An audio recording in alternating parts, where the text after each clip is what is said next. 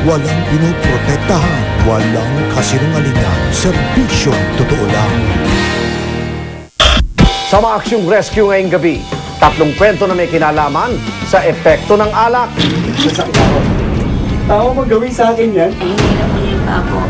Hinagis po niya ako doon sa may pintuan namin.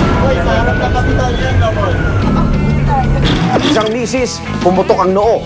Matapos umanong, ihampas ni mister sa pinto ang kanyang ulo. Papatayin kita. Sabi ko sa kanya, tama na. Sino sa inyo nakainom? Pareho kami dalawa. Isang motorsiklo sumalpok sa SUV. Ang sugatang rider, di umano'y lasing. Nakakita naman po ko sa kanya ng laceration o yung hiwa po. Under po siya ng influence of alcohol. At isang lalaki, sinaksak umano ng sariling kapatid. Ikatutuwa mo ba itong ginawa sa akin na to? Walang anak. Ikatutuwa mo to? Ako naman, Arnold Clavio, oras na ng totoong drama at aksyon dito sa Rescue.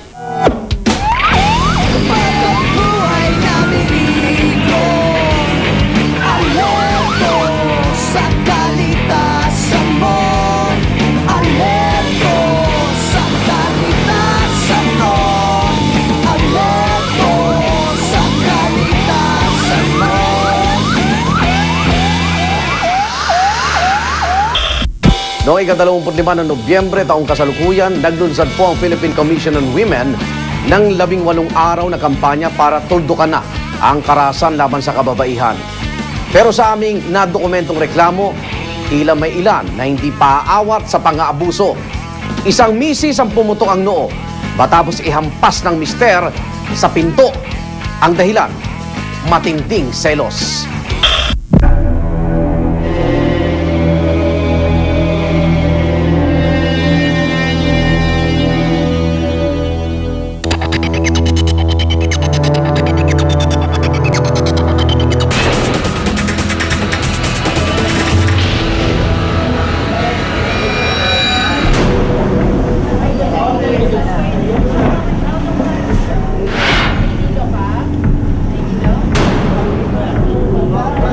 Habang nasa patrolya kami, tumatawag sa amin yung dish officer namin na si Ato na may babaeng duguan sa hospital.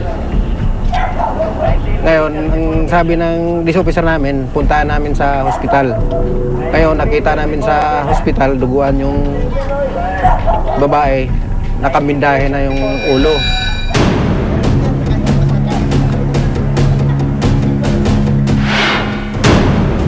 Ngayon, tinanong namin yung asawa kung ituloy niya yung demanda tungkol doon sa asawa niya. Eh sabi niya, idemanda daw niya. Pagkatapos, dinala namin yung asawa sa Women's List. Dumating yung mga bantay bayan ng Barangay Aliso 1158, dala nilang mag-asawa na si Lourdes saka si Ventura. Ay, hinila po niya pa ako. Hinagis po niya ako doon sa may pintuan namin. Hinila yung paa nyo, kaliwa o kanan? Lahat yun, ito yung dalawa, hinila niya. Ibig sabihin dalawang kamay? Dalawang kamay, kaya ako umawak Nung na ako hinila ka, anong sabi niya? Papatayin kita. Sabi ko sa kanya, tama na. Ngayon, ayon kay Lourdes, nung in-interview ko, hinila do yung paa niya, papaakyat siya. Paghila, sabay lalabag sa kanya sa pintuan. Hindi na siya himatay. Tinawag pa nga siya doon sa nakatira sa amin. Sabi niya, kuya, tama na. Wala, sabi niya, patayin ko to. Wala kayong pakialam dito, papatayin ko. Ang sinabi ko na lang nga, tulong. Sabi nung pagsan kong tulong, wala na akong alam. Amin. Sinabi mo nga, sa social lang kasi hindi ko sinasalita. Eh kung hindi ako humingi ng tulong, papatayin talaga ako niyan. Kagabi po, may pumunta pong kaibigan po niya nga, may yung mag-iinom po, nagaya sa amin ng inuman.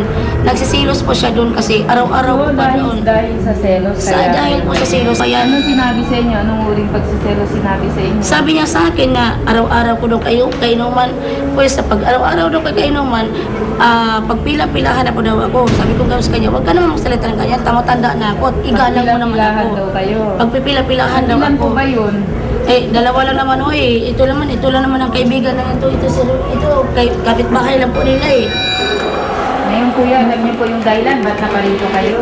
Dahil kayo ng Bantay Bayan. Sa ginawa niyo sa misis niyo, may batas tayong tinatawag dyan, yung Republic Act 1962. Violence against women yan. Ang tatlong beses na po pumunta rito. Every December naman. Every October, nung nakarang October, ito tanggal yung ngipin ko, pumunta na po rito, duguan po ako. O ano nangyari po? Hindi ko tinutuluyan kasi naawa ko sa kanya dahil Ngayon mga po, anak ko kayo.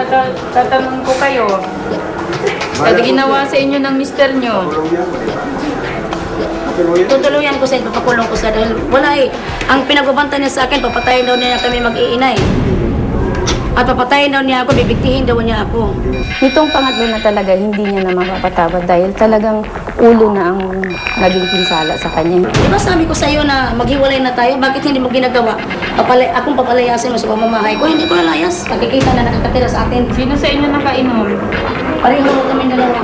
Wala, siya walang usap, basta manapak na lang, diretso lang. Manapak umabot mo. sa ganyan, ayan tulad ang nangyari kay Nisa. Lagi ko ako pinapahiya niyan kahit sa... Ipapahiya talaga kita, kay lagi mo kami pinagkakaitan. Malupit ka sa amin. Sa barkada, maganda ka. Pagdating sa pamilya, malupit ka. Hindi yun. Pumikausap lang ako, Hindi ko sasabihin kayo mo lalaki ko. pinapabayaan. Ulul, hindi mo nga kami pinabayaan. Kanina hindi ako nang... Pero sa lahat ng pagkakataon na lagi mo akong pinapahiya, napupundi na ako kanina. Salamat, napupundi ka na pala, salamat.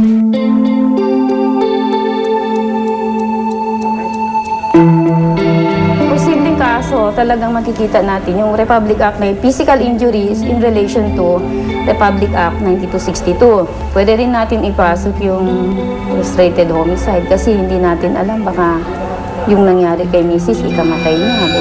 And po, Mr. makukulong kayo dahil reklamo kaya sasampahan ng kaukulang reklamo ng Mrs. niyo.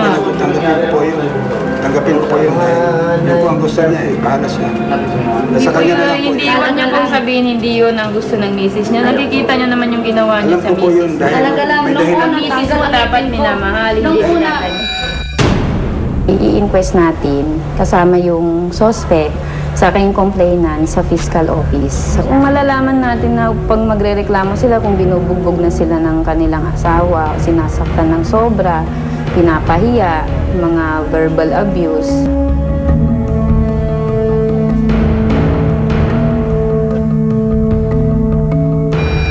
Nakakalungkot lang, iniulong po ni Lordesita ang kanyang reklamo sa kanyang mister. Kinabukasan, para sa mga kababaihan, maaari kayong makiisa sa kampanya ng Philippine Commission on Women at Men Opposed to Violence Against Women Everywhere o MOVE para matigil na ang karasang ito laban sa mga kababaihan. Ikatutuwa mo ba itong ginawa sa akin na to? Wala nga na ako. Ikatutuwa mo to? Basta alam ko naman eh. Yung asawa mo, pagbawalan mo yung asawa mo. Oh, wala ka pakialam.